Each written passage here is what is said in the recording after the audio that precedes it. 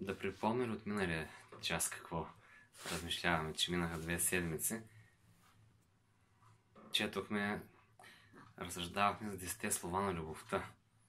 Сега вече стана ли ясно, като мина така време, 1 седмица, 2, защо ги нарекохме 10 слова на любовта, Божите заповеди?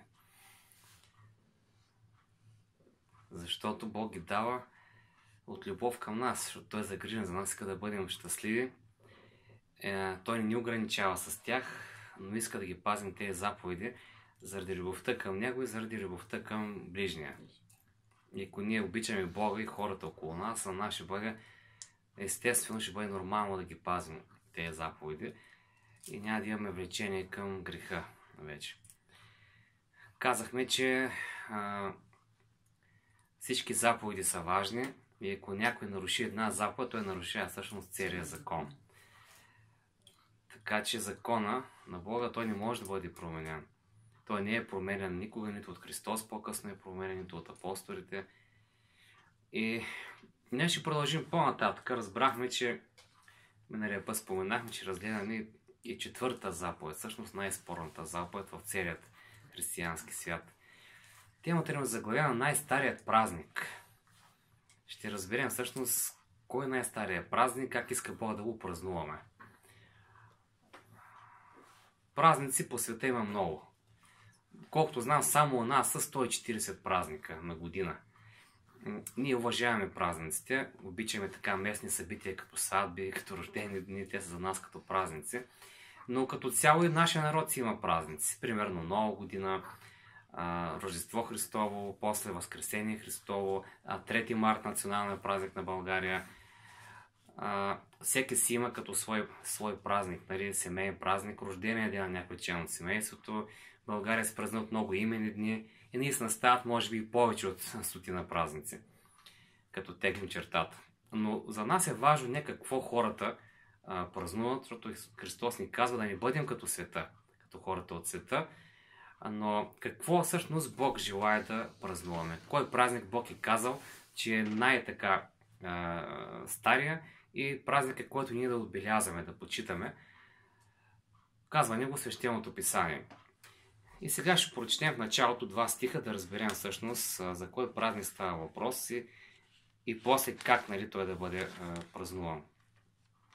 Най-напред Битие 2 глава ще прочетем 1 до 3 стих.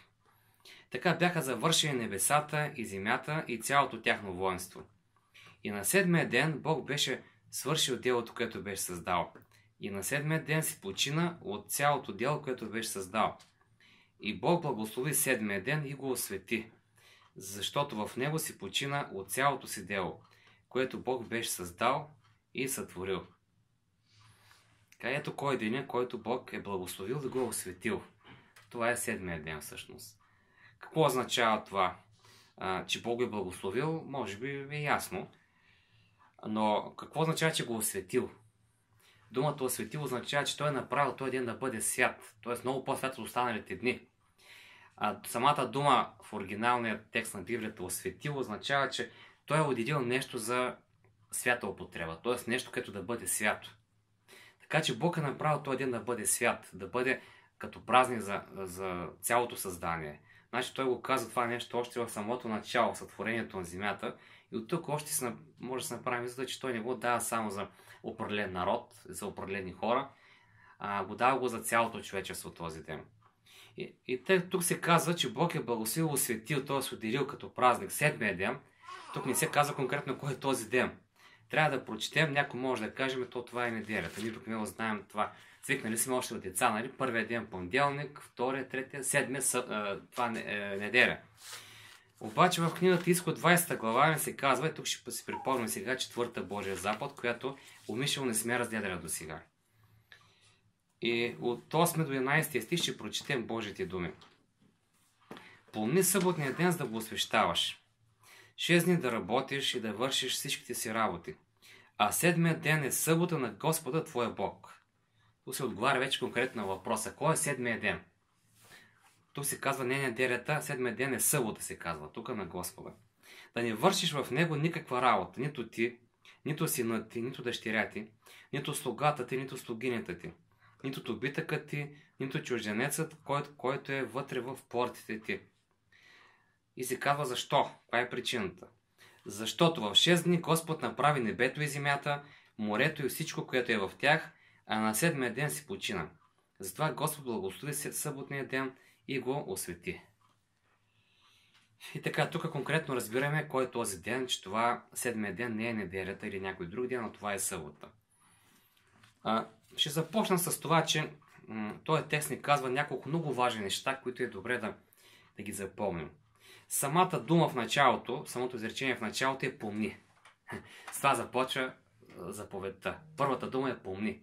Това какво ни казва? Най-малко две важни работи, две важни неща. Щом като Бог каза помни този ден, съботния, означава, че той не го дава тогава чрез Моисей за първи път. Когато дава другите 10 заповеди. Той е дал съботния още в началото. Още по времето на Адам и Ева го е дал. И Адам и Ева са си починали. Може да си представим как те са си починали, когато Бог е свършил за 6 дни цялото творение сътворил. Те заедно с Бог се разговаряли с ангелите и са отбелязали също сътворението на земята. Той е даден тогава за почивка още. Но Бог каза помни, защото човек е много склонен да забравя. И наистина, ако сега веднага се прехвърлим от началото, се прехвърлим сега в нашите дни, минали са 6000 години най-малко, какъв извод може да направим, че наистина човек е забравил почивния ден в събота. Обикновено християните по целия свят, почти всички, казвам не всички, но голямата част, по-голямата част от християните пазят неделята. Мюсюлманите пазят петък, а Бог казва съботата. Виждаме, че наистина той много добре знае какво ще стане, предупреждава цялото човечество с думичката помни, не забравя, че този ден е празника, този ден е моят ден, почивния, святия ден. Защо Бог се е починал, някой може да каже? Нима той се уморил. Дали Бог се уморява наистина като твори? Не, няма как се умори, той е всесилен, той е всемогъщ. Той се е починал, защото иска да даде пример. Затова се е починал Бог. За него не е било проблем, че в 6 дни е създал небето, земята и всичко, което има по земята, растения, животни, накрая и хората, Адам и Ева. Но той специално в този ден той се е починал, за да може да даде пример както на Адам и Ева, така и на техните потомци, т.е. на нас, че е нужно в този ден за наше добро да се починем. И сега, кои са големите цели на съботния ден? С какви цели Господ дава тая заповед? Преди това разгледахме защо Господ дава другите 9 заповеди, за да може да бъде добре на нас. Да нямаме проблеми в този свят или максимално така да се намалят проблемите. Да бъдем щастливи, казахме. Но какви са целите на съботна заповед специално? Ако така размишляваме по-дълбоко, ще видим поне 3 цели. Първата, това е да почетем нашия Бог като Творец. Когато човек пази тая заповед, той казва, че нашият Създател, нашият Творец е Господ Бог. Че ние всъщност сме произлязат маймун, така научиха в училище на времето. Между другото, нас скоро ще отворя. Не знам дали сте чули, че самият Чарлз Дарвин, който е основал еволюционната теория, той се отрекал от нея. Когато вече е устарял, помадрял, той се отрекал от нея и поканял в дома си една мисионерка, която изнасяла Божието Слово, както сега тук правим в този дом. Така че когато човек почита съботния ден, той признава Бог за Творец. Признава го за единствен Бог, не другите богове, а единствен Бог, като свой Създател и Спасител. Освен това, събота ни носи физическа почивка. Физическа отмора. Това е всъщност първата цел на съботния ден, физическо възстановяване. Когато човек си работи всеки ден без почивка, според вас това добре е за неговото здраве. Да работи всеки ден. От неделя до събота включително, без да си почива нито един ден. Колко години според вас може да издържи този човек? Колко време може да изкара без да се разболее? Без да почива. Да, ако постоянно работи. Има такива работодатели, които казват, при нас няма събота, няма неделя, няма и петък. При нас се работи всеки ден. Аз съм присъствал на такива, То зависи каква е работата. Ако е много тежка физическа, няма да изкара и месец. Да. Без почивка. Ако е по-така умствена, психически да си натоварен, без почивка също е... Също не е добре. Да. Даже бих казал, умствената работа е още по-така изморителна за тебе, за организма, отколкото всъщност физическата. Защото иначе се напряга, уморява се много твоя мозък, а той се нуждае от почивка. Мозък е много нежен орган. Така че, да, права си, че и умствена работа да бъде, и физическа работа, човек се изморява. И от двете нали, видове, двата вида работа се изморява. Наш създател е програмирал човек да си почива. И специално знаете, че го е програмирал да си почива в събота. Защото установено е от учените, че в събота клетките на човек се възстановяват най-добре на нашия организъм. Когато човек в събота не работи, физическа работа, спи добре, нормално, клетките му се възстановяват много добре. През останалото време не толкова. През останалото време имаме разположение така 7-8 часа за сън. Някой това не го използва даже както трябва пълноценно. Така, това е първата цел. Втората цел обаче това е духовно възстановяване или така да го кажем по библейски освещение. Какво ни каза книгата Езекил 20 глава е там стих 12.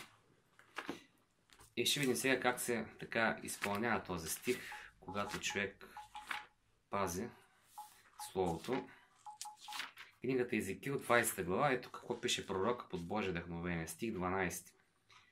Също и съботи си им дадох да бъда знак между мен и тях, за да познае, че аз, Господ, ги освещавам. Сега тук едно, че събота става знак за вярност между Бог и Неговия народ. А другата пулка е, че Господ ни освещава, когато ние пазим събота. Т.е. когато ние почиваме в този ден, отделяме за Бога специално, като ходим на църква, молим се по-спокойно, изучаваме Словото задълбочено, общуваме с вярващи хора и най-вече с Бога, тогава нали, човек израства духовно. Така че събота помага за нашето духовно усъвършенстване. През този ден вече ти не мислиш за земните неща. Не мислиш за работа, не мислиш за парите стигат или не стигат, при всеки различно.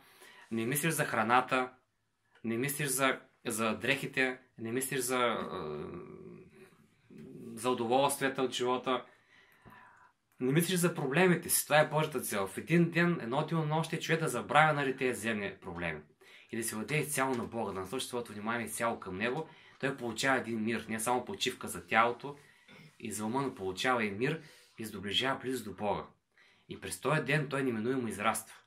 Естествено, че израсне духовно, ще може да се заради така с духовна сила, духовна енергия за предстояща нова седмица. От неделя до събота. Така че събота помага много нали, за духовното израстване или освещението на вярващия човек. Така, продължаваме по-нататък. Сега възниква въпроса какво беше отношението на самия Господ Исус Христос към събота. Дали някъде той не загатна за промяна и дали той изпълнявал този ден почивния в своят земен живот. Тук ще кажа 4 важни, кратки нали, неща за отношението на Христос към почивния ден. Първо Христос казва в Матей 12 глава 8 стих, казва нещо и за себе си, за почивния ден. Нека да го прочетем. Евангелието на Матей 12 глава стих 8. Защото човешкият син е господар на съботата. Той казва, че самият Христос е господар на събота. Той нарича себе си, любимата му титла е записана тук. Човешкият син. Макар че той беше Бог човек и Бог е човек, но много обичаш да казва, че е човешкият син, тъй като наистина се уеднакви с хората, макар и за един кратък период от около 33 години. И така, той казва, аз съм господаря на събота, аз съм господаря на тая заповед. И ако аз преценя, ще променя. Но той не е променил всъщност. Ще видим, че той каза, закона е непроменим. Той е вечен. И той никъде не срещаме някъде в Евангелието да е променил заповедта в някой друг ден да се почива. После, значи, той каза, освен че е господар на събота, той беше изпълнител на събота. Това е сега най-важният стих, който касае пример на Христос и как той всъщност се отнася към съботния ден. Евангелието на Лука, 4 глава, стих 16, може би, ако трябва да запомните един стих от тези, които ще цитираме тази вечер, това е именно този. От Евангелието на Лука, 4 глава, стих 16. Моя така приятелска свет да си го почертаете във вашите Библии. Нали си имате Библии в къщи? Да си го почертаете. Лука 4 глава, стих 16. И дойде в Назарет, където беше отгледан. И по обичая си влезе в синагогата в съботния ден и се изправи да чете. Най-важната дума тук, сеща ли се коя е? се справи в синагогата да чете. Да, но преди това, по обичая си. За него било обичай. Всяка събота той застава в молитвения дом и чете. Значи, какво означава това? Че той през това време не е работил вече в работилницата на баща си Йосиф. Той не се е трудил, не е работил някаква вечерска работа. А имало обичай, практика за него, традиция, даже щете да го наричам. Всяка събота той да почива, да празнува заедно с другите, нали, свои брати и сестри в синагогата. Така че Христос е бил изпълнител на събота. Не само, че той е учредил събота, не само, че той е дал на народа да пази събота, но той е изпълнител на събота. И с примера си, с живота си, той ни показва всъщност много, че тя трябва да се пази, да се изпълнява, както той самия го е правил. Ето как той освещава събота. Той до обяд е бил в синагогата, най-вероятно, както сега, нали, и днеска се прави. Т.е. в църквата е бил и след това отивал някъде на обяд, каня се на обяд, там продължава да проповядва Божието Слово и така, нали, до вечерта. Разбира се, той е правил много други неща. Например, той е силял в събота. Много хора е силял в съботния ден, за да покаже, че събота е направена за доброто на човек. Тук ще прочета сега и другата цел на събота. Няма да чета, ще ви разкажа накратко, че Исус е бил възстановител. Той е извършил поне 7 изцеления в съботен ден с една много важна цел.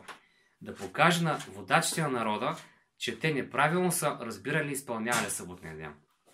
Те са направили много правила, измислили са над 600 правила, доколкото спомням, в които са писали какво трябва и какво не трябва да прави човек в събота. Между тях били много смешни така правила. Например, забранено било човек да пали огън в събота. Възниква въпрос, как ще се топлиш яденето. Особено когато е студено времето. Не трябва да носят, нали, обувки с много така високи, тежки токове, защото, нали, това се смятало за товар.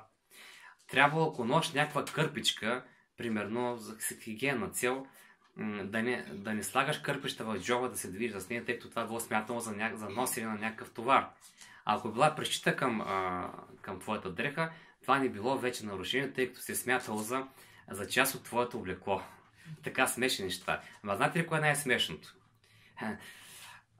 Най-смешното е било, че те сега спорили помежду си, водачите, т.е. книжниците, спорили помежду си относно раждането на дете в събота. И казвали, все пак били стигнали благоразумието на Делиал, казали, че позволяваме на родилката роди в съботен ден, обаче спорно е дали трябва да се отреже пъпната връв. И сега тя трябва да чака, ако, нали, ние позволявали семейството това нещо да се извърши, изрязването на пъпната връв, трябва да чака да мине събота и тогава да се изреже. И най-същност ужасното сега, знаете ли кое е било? Това е било спорно. Някои го правили, други не го правили. Но най-ужасното било, че ако човек се дави, падне, да речем, в някоя вода, дълбока вода, в някоя река падне или в езеро и се случи това да стане в съботен ден, това падане, това отдаване в съботен ден, те не му помагали. Остави го се отдави човек. Смятали го за едва ли не за грях да му подадат въже или да скочи някой да го измъкне на брега. А ако овца падне в кладене случайно, те я вадили. Значи техните права били много такива субективни и несправедливи. Това нещо го направили от алчност, защото животното, ако падне и го оставят, както с човека правили, те загубят една овца, примерно. Или нещо друго, някакво друго животно. Дори кокошка да е. Но това е било загуба за тях. Ако човек падне, човешкият живот било смятан едва ли не за по-незначителен от този на животното. Значи вижте колко погрешни са били тези разбирания на техните. И затова Христос дойде, за да им покаже как да се пази правилно съботния ден. Като той извърши 7 изцеления с тая цял събота, за да покаже на хората, на фарисеите, на книжниците особено, че човешкият живот е много по-ценен и той е на първо място. Че събота е направена с доброто на човек, а не, нали, заради самия закон. И последното така отношение на Христос към събота е, че той е възстановител на съботния ден. Матей 24 глава, стих 20 ще прочетем. Евангелието на Матей. Какво сега той заръча преди да бъде Исус хванат и заведен на кръста? Той им изнесе една пророческа проповед. И стих 20 четем следното. И се молете да не се случи бягането ви зиме или в съботен ден. Той тук говори, че ще бъдат преследвани Христовите ученици от римляните и точно така стана. Те бяха преследвани, гонени и им каза: молете да не стане това в събота. Сега, ако Исус е променил събота и казал, че събота вече не е почивен ден, защо ще ни казва да се моля да не стане това бягство в събота? Няма логика, няма смисъл. И сега, ако човек, да речем, трябва да се мести от едно място на друго, да бяга, да речем, от равнината в планината, и то на дълго разстояние, натоварял целия си багаж на каруци, защото на времето нямало леки автомобили по времето на Исус, имало е предимно волски каруци, дали той човек ще може да си почине, да може да освети този ден, ако бяга и товари, мъкне багаж, семейство, деца, как се почини, няма как да стане. За него ще бъде голям товар, голямо напрежение, голям стрес и при това е физически усилия да може да тегли каруците и да бяга в съботен ден. Исус каза: молете се да не стане това в този ден. И наистина, доколкото знам от историята, тяхното бягство от римляните става не в събота, в делничен ден. Не съм сигурен, някъде в средата на седмица мисля, че беше, но не съм сигурен кой ден. Така, както и зимно време не е подходящ човек да се мести, да търси ново жилище през зимата, всеки чаква да мине зимата и тогава се търси, нали, нова квартира, ако е нужно, разбира се. Така, значи виждаме, че Исус, нали, показа едно много точно отношение към събота, като възстановител, разпространител на съботния ден, изпълнител и господар на събота. Той никъде не каза, че променят почивния ден в друг ден, напротив, той изпълняваше събота. Сега може да кажем, някой може да каже дали пък някой от неговите ученици не е променил. От известните апостоли, като апостол Павел, апостол Петър, Йоан и така нататък. Дали някой от тях пък по-късно не е променил събота, защото тя е променена. Сега ще разберем след малко защо. В кой е причината, ще видим сега. След малко. Деяния 17 глава стих 2. Четем дали учениците и апостолите се е пазили. Издавали са някакви такива наредби за промяна. Тук ще използваме като пример апостол Павел, тъй като той беше най-ученият, най-красноречивият апостол, най-добре подготвеният от всички, с най-много знания. Това е безспорно. И по обичая си Павел влезе при тях и 3 съботи разискваше с тях от писанията. Така, тук всъщност говорим за неговото пристигане в Солун. 3 съботи подред той организирал богослужение и събирал вярващи хора къде пише тук? В синагогата, да, при тях. Като поясняваше и доказваше, че Христос трябваше да пострада и да възкръсне от мъртвите. Така, значи той им говори за Христос. 3 съботи подред той организира богослужение и разисква с вярващи хора за Христос. Така че апостол Павел и другите апостоли са пазили събота. Нямам никакви сведения, където да пише, че апостол Петър, Йоан и останали са променили този ден или са почивали в друг ден.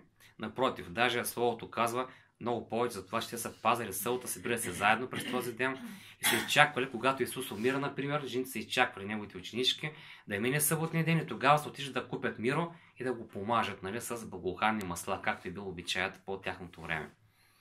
Така че Христовите ученици, мъжете и жените са пазили почивния ден без да го нарушават, без да го променя някой от тях и да дават такива, нали, разпореждания.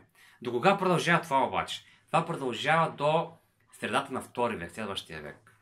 Поне 100 години, над 100 години продължава това, нали, да се изпълнява точно. И по-нататък, полека-лека започват сега едни много негативни неща да стават с тая заповед. Дявол, разбира се, той мрази Божия закон и решава да използва всяки възможности за да промени този ден. Първо, нали, се създава една такава антиеврейска настройка сред християните, особено в Рим и околностите. Римляните, знаете, че те мразят евреите, император Нерон ги обвинява за пожара, който е възникнал тогава по негово време, за да... Това е било политика всъщност. Той казва, че той запалва Рим, но изкарва виновни християните. Те пък също така, част от тях са юдеи, които са станали християни. Римляните мразят юдеите, те повдигат въстания всъщност евреите против римляните и още повече засилва омразата на Рим към еврейския народ. И сега да се отличават евреите от останалите граждани на Римската империя, решават, че почивният ден за тях е събота. Те така са възприели, но за римляните ще бъде неделят. И император Константин първи, нали, се възползва от тая практика. Той знае, че много негови подданици са езичници, голямата част са езичници, по-малката част са християни. Обаче император симпатизира на християнството, император Константин Велики. Той става християнин, макар че в края на живота си част се кръщава, но иска да вкара много езичници в църквата. И използва този ден за поклонение на слънцето, неделята, и казва, че в този ден ще се почива, нали, като граждански закон го обявява това нещо. Но големия грях не го върши той. Той е първият, който е дръзнал да предложи, нали, в неделя, нали, да се почива, да бъде празник. Но това е само граждански закон. Големия грях го прави църквата. На събора в Лаодикия, в същия век, 4 век, църковният събор в Лаодикия, но това е един католически събор. Той не участват в него всички християни от целия християнски свят. Тогава само римокатолици участват и решават, че за да се разграничат ясно от евреите, от юдеите, съботният ден ще бъде за тях почивен, а за християните ще бъде неделята в чест на Христовото възкресение. И това нещо се гласува на събора, категорично се гласува, се взема решение от църквата, това да бъде вече почивен ден за християните. И тук големия грях го прави събора. Не толкова император Константин, както ние сме чували и знаем, но големия грях го прави Римокатолическата църква, която променя всъщност тая заповед по-човешки, използвайки, нали, човешки средства, използвайки своята власт. Тая промяна обаче е пророкувана, тая промяна е предсказана още по времето на пророк Даниел. 7 глава, 25 стих ще прочетем, когато те бяха пленени в Вавилон, няколко века преди Христос беше това. Бог даде едно видение на пророк Даниел, в който казва, 7 глава, само 25 стих ще прочетем, едно предупреждение, че ще има, нали, неприятели на Божия народ и на самия Бог. И това ще бъде така наречения малък рок, като много тълкователи казват, че това е всъщност папството, папски Рим, римокатолицизма. И той ще говори думи против Всевишния, т.е. папски Рим. И ще тормози светлите на Всевишния и ще замисли да промени времена и закон. И те ще бъдат предадени в ръката му до време и времена и половин време. За нас не интересува първата част на стиха, първото изречение, че папския Рим, римокатолицизма ще замисли да промени времена и закон. Тоест тук се визира именно Божия закон. И наистина римокатолицизма променят Божия закон. Четвърта заповед те променят на почти освещави празниците. Премахват втората заповед, доколкото знам, не си прави кумири, защото те почитат статуи на светци и икони. И 10-та заповед сега, за да се запълни закона, да останат 10 заповеди, те разделят 10-та заповед на 2. Не пожелава жената на ближния си и следващата не пожелава къщата на ближния си. Като заповедта е една. Миналия път учихме, че тя е една. Тя включва и жената, мъжа, къщата на ближния си и така нататък. А те разделят на 2, за да може да се замаже положението, разбирате ли? За да станат 10 заповеди. И така, сега питат ги в едно така издание на римокатолицизма е записано въпроси и отговори, и един от въпросите е за властта на римокатолицизма. Кой промени съботния ден в неделя, почивния ден от събота да стане неделя? И отговора, знаете ли кой е, който дават те? Казват, поради властта, която има Светата римокатолическа църква, която е получила от Бога, църквата промени всъщност почивния ден да бъде от събота в неделя. Представете ли с каква нагло? Всъщност начало на Рим стои папата. Да. И папата, той е главата на Римската църква, каквото каже той, това става всъщност. По принцип на Рим. Така че големия грях са го направили именно римокатолиците начало с техният водач. И така събота е променил човек, разбираме. Човек се е променили. Не едина цяла църква се е променили. Това става през 364 година Лаодикийския събор. Става това. А император Константин издава 321 година граждански закон. Така че 4 век са станали тези страшни промени в Божия закон, които хора са ги направили. Само, че аз ще прочета още един стих, преди да преминем към последната част от темата за практичното така приложение и изпълнение на съботния ден, как да я пазим. Бог не одобрява това нещо. Той казва, на празно ми се покланя, като преподават за получение човешки заповеди. Той иска да избере човек дали да се покланя на Божии заповеди или на човешки заповеди. И ако някой е предал сърцето си на Бога, би трябвало да слуша Божите заповеди, не човешките. Защото хората всъщност много пъти грешат в своите преценки и още повече никой няма право да налага своите мнения закони над Божиите. Ако признаеш Бог за управител над цялата вселена на тебе фактически, като свой господар, би трябвало да не променеш неговия закон. Нямаш право да променеш закона, му дори една заповед, а да изпълняваш. Така че никой човек няма право, било той и апостол, било той папа, няма право да променя и една Божия заповед.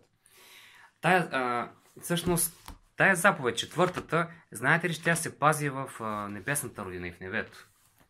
Не знам дали четахме, не си спомням, мисля, че не, когато разглеждахме темата за краят на злото и живота в небето, но тук ще прочетем книгата на пророк Исаия. Последната глава ще отворим, да видим как всъщност се изпълнява съботна заповед и в небесната родина. 66 глава на Исаия отваряме и там ще прочетем 22-23 стих от книгата на пророк Исаия. Исаия, нали спомняте как го наричат всички? Евангелистът на Стария Завет. Защото както новото небе и новата земя, които ще направя, ще пребъдват пред мен, заявява Господ, така ще пребъде потомството ви името ви. И от новолунието новолуние, и от събота до събота, ще идва всяка плът да се покланя пред мен, казва Господ. Значи тук той получава едно видение вече за новото небе и новата земя. И там Господ казва, че от събота до събота ще идва всеки човек от спасените и от ангелите, разбира се, ще да му се покланя пред Неговия престол. Така че в небето ще има едно огромно богослужение всяка събота. Пред Божия престол се съберат всички изкупени от всички векове и там ще се покланяме на Бога, ще го славим с песни, с слово и така нататък. Може само да така си представим колко тържествено ще бъде това. Така че какъв извод от този текст, че събота ще се празнува и в небето, и в небесната родина. Няма да има промяна и там, на почивния ден. И сега възниква въпроса, ако ние сме убедени, че това е Божия свят ден за почивка, че не Бог, а хора са го променили и никой няма право да пази друг ден, защото Бог е заповядал да бъде събота. Сега възниква практичният въпрос, как да пазим събота, как на практика да изпълняваме тази заповед, както останалите заповеди. Защото ако човек наруши тази заповед, а пази другите останали, Бог го приема за нарушител на целия закон, както четохме преди това. Първо най-напред, кога започва съботния ден и кога завършва, да видим. Според римляните, новия ден започва от 0 часа, т.е. от 12 часа вечерта до 12 часа вечерта на след едно делонощие. Но така е било според римляните. Когато Бог сътворява всъщност земята, всеки стих завършва с думите и стана вечер, и стана утро, ден първи, или ден втори, трети, четвърти, пети, шести. Така че според Библията, новия ден започва при залеза на слънцето, когато завършва предишния. Започва новия ден. Още повече на времето хората са нямали часовници, както сега имаме съвременни часовници, стенни, и ръчни, електронни най-вече, и в GSM-а. Нямали се как да отчитат точно времето. И когато залезе слънцето, са казвали, че денят е свършил, а започва вече новия ден. Така е било и по времето на Христос. Тук ще прочета един стих само, така да не станат много текстове. Евангелието на Марко, първата глава, и там 32 стих. Четем следното. Така.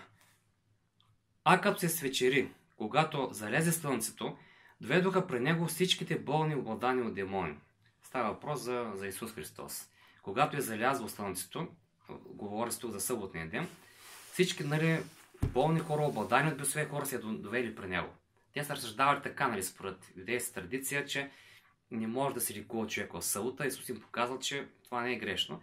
Но те са изчакали да мине събота, за да нямат проблеми с законоучителите, книжниците, управниците. Като залязло слънцето, тогава се довели всички болни при Исус, да ги лекува.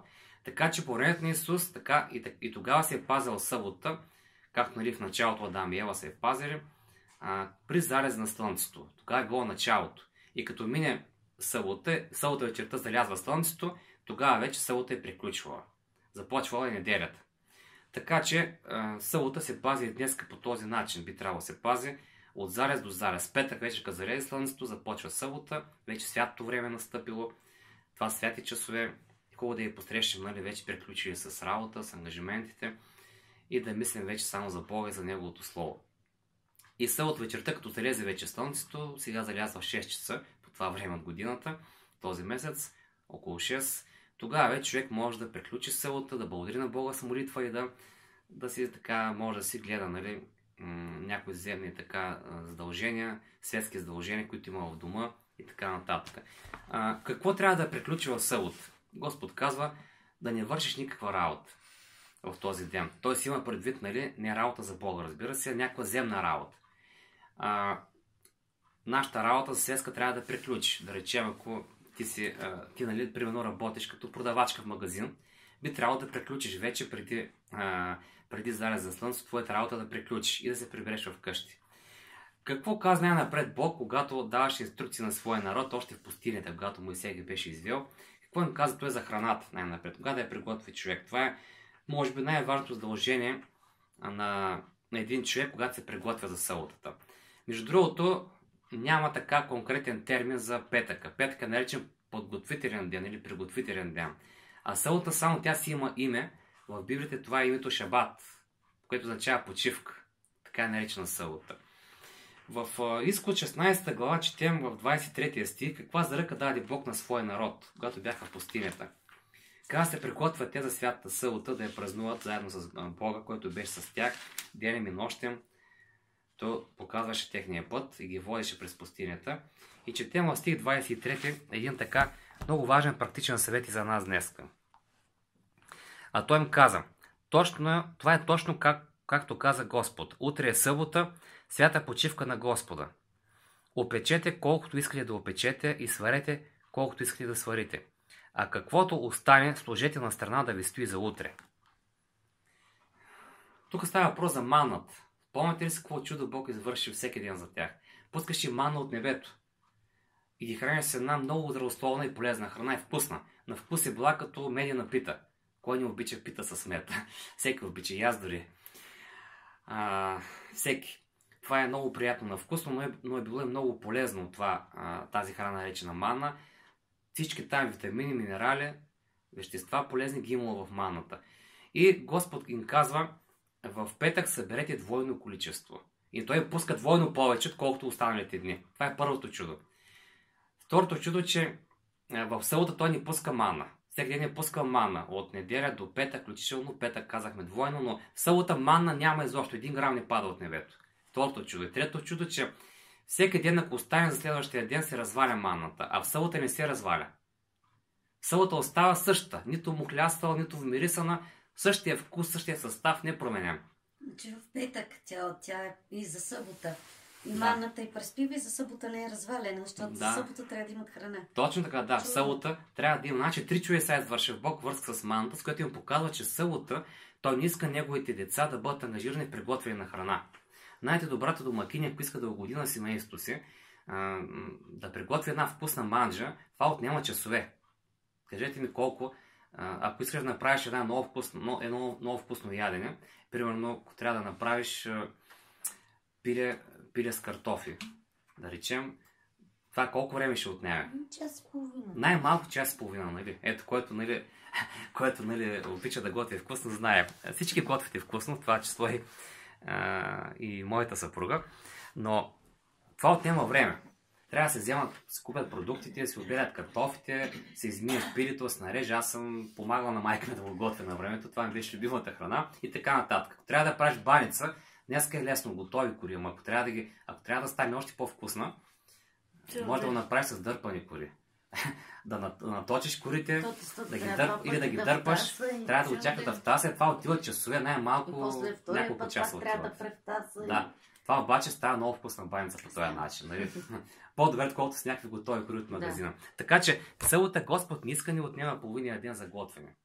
Той иска храната да бъде приготвена в петъка, предния ден, за да може спокойно да се отиде на църква, примерно да се починеш от работа, да си прочетеш, да си чуеш словото, да се молиш спокойно и така нататък. Събота е дадена за време за общуване с семейството. Ако да речем половин ден приготвите храната, няма да може да общувате с вашите деца, с вашите внуци. Хубаво да се отиде след природата, когато се стопли времето, разбира се. Аз много обичам да ходя след това след природата. Приключва църквата и аз като имам време, отивам навънка, на чист въздух, радвам се на Божието творение, на гората, на поточето, на рекичката, на чистия въздух, на птиците, които пеят на пролет. примерно славите и така нататък. Значи, това най-добре се усеща, като отидеш в природата, в смисъл Божието присъствие. Тъй, че ако ти трябва обаче да пазаруваш на жена си, тя да готви край, не може да се проведе това семейно, нали, празнуване, т.е. семейен уикенд в природата, както наричат днес хората. И така, значи храната, подготовката за събота, това включва и дрехите, обувките, банята, всичко, нали, почистването на стаите или стаята, съответно, зависимо от училището. Всичко това е добре да бъде направено преди това. Не е задължително да бъде направено в петък, така че хубаво е да не бъде само в петък, а и в предните дни, които работят, например, вярващи, които работят, аз съм разговарял с тях, казват, ние четвърта си приготвяме храната, за да може, нали, вечерта, тъй като в петък сме на работа и цял ден ако работят, просто нямат възможност. Така че всеки трябва да пресни за себе си. Другото нещо, възниква въпроса сега за пазаруването в събота. Не става въпрос, нали, примерно ти ще работиш събота, примерно няма да работиш, но да речем, твоето дете порасне, стане на 5 годинки, много обича шоколад и каже, мамо, искам шоколад. Сега, правилно ли е да отидеш събота, ако събота и си преди шоколад, да му купиш тогава шоколад? Какво казва Божието Слово относно пазаруването, купуването и продаването на стоки, билото от пазар или от магазините? Тук ще прочета един стих, един текст по-скоро от книгата на Неемия. Казахме за ученичките на Исус, че те купиха мирото за помазване, като премина събота вече, след залеза на слънцето, т.е. началото на неделния ден. Отваряме обаче, където да видим и Стария завет, така повече подробности срещаме тук. Неемия, последната глава ще отворим, 13 глава. Аз съм отворил след псалмите. Значи Неемия е преди псалмите. И там последната глава ще отворим. Той дава така повече яснота по въпроса. Така, ето го Неемия. Така, 13 глава, последната. И ще прочетем 16 и 17 стих. Там живееха и киряни, които донасяха риба и всякакви стоки и ги продаваха в събота на юдовите синове в Йерусалим. Тогава се скара с благородните от Юда и им казах, какво е това зло, което правите, като осквернявате съботния ден? Един Божий човек, Неемия, който е бил много посветен на Бога, много добре е разбирал Божията воля и казва, вие, които продавате купувате от тези езичници, риба, някакви други стоки, в събота вие осквернявате съботния ден. Той им казва ясно, че се извърши голям грях против Господа, като пред целия народ се грешават по този начин, купувайки от тях разни стоки. Тиряните били търговци, тяхната работа било да търгуват. Било с юдеи, било с филистимци, риба, най-различни работи, лодки, кораби, дървен материал. Каквото имали са продавали, обаче лошото е, че част от Божия народ, негови синове и дъщери са се подвели, са купували от тях риба в събота и други стоки, разбира се, не само риба. Така ще са съгрешавали, като купували, извършвали търговия в съботен ден. Така че Бог не одобрява купуване, продаване, пазаруване в събота. Някой път отиваш на пазара. Ние сме живяли в един град, който пазара беше само събота. Там ти трябва да обикареш от начало до край, както и днеска, нали? Когато отиваме на пазар, обикновено първо обикаряме целия пазар, ако ни бързаме и после, нали, виждаме къде е по-ефтино, по-така подходяща стока, ама някой път отива един час да пазаруваш. Аз особено, който така много бавно избирам нещата и ако трябва да купуваме някакви пакетирани стоки, читай съдържанието на стоката, да видим дали не е престояло, какво съдържа нещо, което не е подходящо за здравето и ти отиват 1-2 часа за пазаруваш. Това обаче е ценно време. През това време ти можеш да отидеш на църква, може да си прочетеш нещо от Библията или някаква духовна книга. Така че по-добре пазаруването остане в предния ден с петъка. Примерно, ние с моята съпруга, като пазаруваме някакъв път, успяваме аз да отида с нея, макар и рядко, тя пазарува предимно. Тя вместо една турба носи 2 турби. Вместо един хляб взема 2 хляба. Да има, нали, за събота. И вместо вместо половин тенджера ще напълни цяла тенджера ядене. Нали така, Светле? И няма никакъв проблем с това нещо. И като мине събота вече пак отиваме на пазаруване, да може нещо да вземем за следващия ден. И така, този въпрос, той не е проблемен. Значи, ако нашите деца обичат чоколад и искат събота нещо сладичко да си хапнат, като знаем това нещо, ще го направим предния ден, петъка, ще им вземем, нали, за да има, нали, за за следващия ден, за събота, да има и такъв десерт на тяхно разположение. Това е пример, защото са ми задали много пъти подобен въпрос. И последно, какво остана да уточним и да приключим?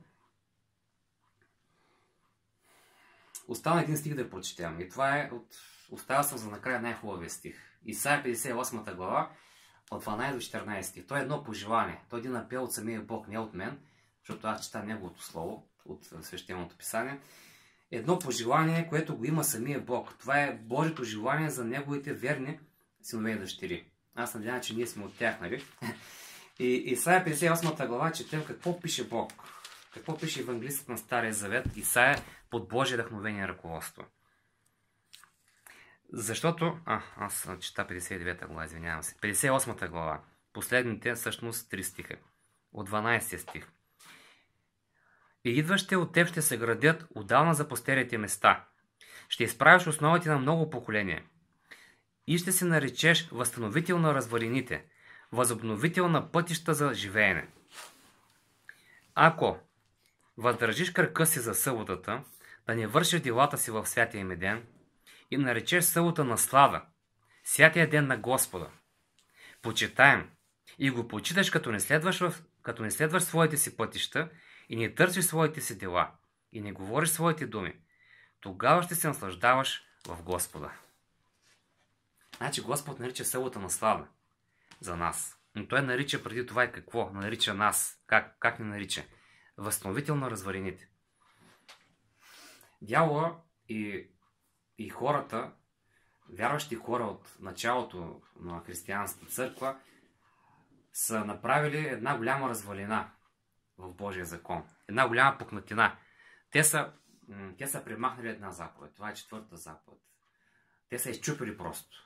Чупили се все едно, нали, ако тя е била написана на плоча, те просто са чупили тая 4-та заповед, тая част от Божия закон, записан на каменните плочи. Аз го говоря, нали, това, нали, духовно, символично. Но наистина, когато човек зачеркне една заповед, той практически пренебрегва, нали, Божия авторитет. Те са развалили част от Божия закон някои хора. Ние казахме кои са те. Това е Рим като честа църква. И Господ казва, вие обаче, воен народ, че бъдете възстановители на развалината. Ние ще трябва да възстановим сега това, което хората са направили. Този забравен ден ще трябва да го покажем на другите хора, като го изпълняваме на практика, не само с думи. Аз го обяснявам сега, но от нас Бог иска не само да го говорим на думи, но да го пазим този ден. За да може да видят хората, че това е Божия ден. Какво се казва по-надолу? Ако нарече събота на слава и святия ден на Господа, почитаем. Тук е наречен отново свят ден на Господа. Така че Господ казва, ако не търсиш своите си думи, своето си удоволствие, ако не търсиш, не следваш своите си пътища, тогава ще имаш мир, тогава ще имаш наслада в мене, казва Господ. Така че Той иска съботния ден да го отделим изцяло за Него. Не само нашите ръце, не само нашите крака да бъдат ударени на Господа, не ходим да работим на светска работа. Той иска нашите умове, нашите глави, т.е. нашите мисли да бъдат ударени на Господа в този ден. В този ден не е много за препоръчване да се гледа дори и телевизия. Разбира се, това е въпрос на лично решение. Но какво ни дава телевизия? Дава ни само, нали, неща, които не говорят нищо за Бога. Филми, предавания, такива шоу-програми, футболни срещи. Аз обичам футбола, но в събота не ги гледам. Защото те не говорят нищо за Бога. Славата, който победи, не отдава слава на Бога в никакъв случай. Отдава слава на треньора, на футболистите, на суперзвездите, като Григор Димитров, например. Той стана суперзвезда за България последните седмици, защото се представя много успешно в тези турнирите. Обаче той не отдава слава на Бога, както и другите спортисти. Така че телевизията, тя не отдава слава на Бога, тя не отделя от Него много пъти. И специално в този ден Господ иска да насочим нашите умове, нашите очи, нашите сърца към Него. Останалите дни, разбира се, човек може да гледа каквото желае, каквото прецени за добре, нали? Но в събота специално Господ иска да насочим погледа си само към Него. Разбира се, към нашите семейства, да дадим нужното време, да заедно с тях да се молим, да посещаваме църква и така нататък. Тъй, че апела, който Бог ни отправя чрез този текст, че Той има доверие в нас. Той иска ние да бъдем Негови верни ученици, ученички и очаква от нас вярно да пазим тая заповед, да не я пренебрегваме, да не я подценяваме. Тъй, че Бог ни благослови да осъзнаем че тая заповед е зачеркната от почти целия свят, това число от християните, и да се върнем към нашите корени, да се върнем към Евангелието, към Библията, където, нали, Бог ни насочи към тази заповед. Разбираме, че тя е за наше добро. Ние си почиваме физически и духовно израстваме през този ден. Така че Бог ни благослови да вземем решение този ден да го пазим за Божия слава и за наше голямо благословение. Амин. Амин.